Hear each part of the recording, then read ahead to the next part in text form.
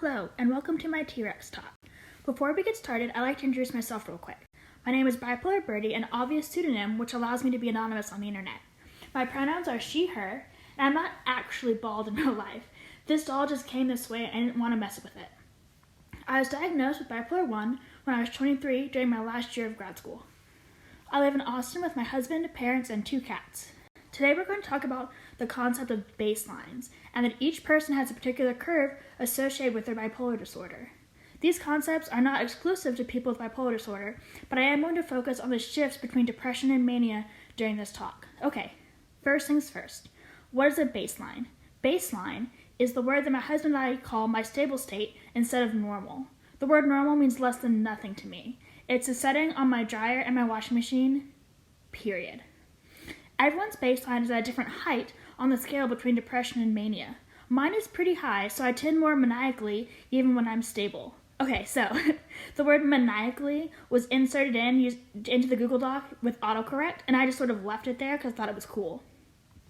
You know, maniacally, excitability, productivity, getting really into something and then dropping it the next day. Being around me at my baseline can be exhausting, if I'm honest. I'm just a lot. My baseline would be like someone else's full-blown mania if they tend towards the depressive side of things, more subdued and less intense about making sure every little thing is perfect. Diagram time.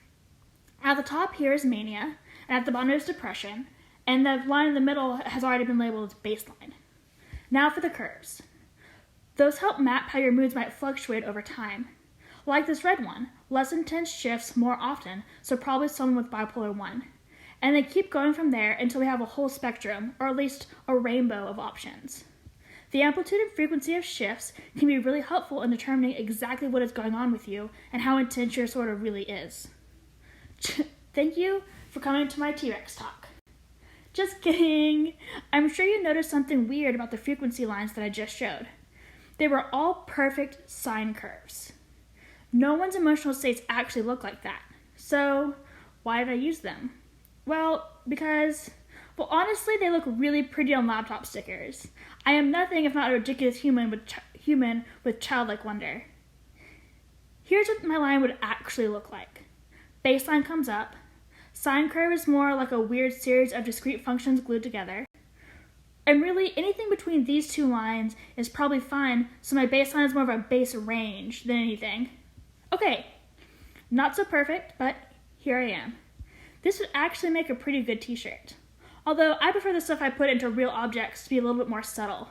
No need for everyone to immediately know that I'm bipolar. At least not until I open my mouth.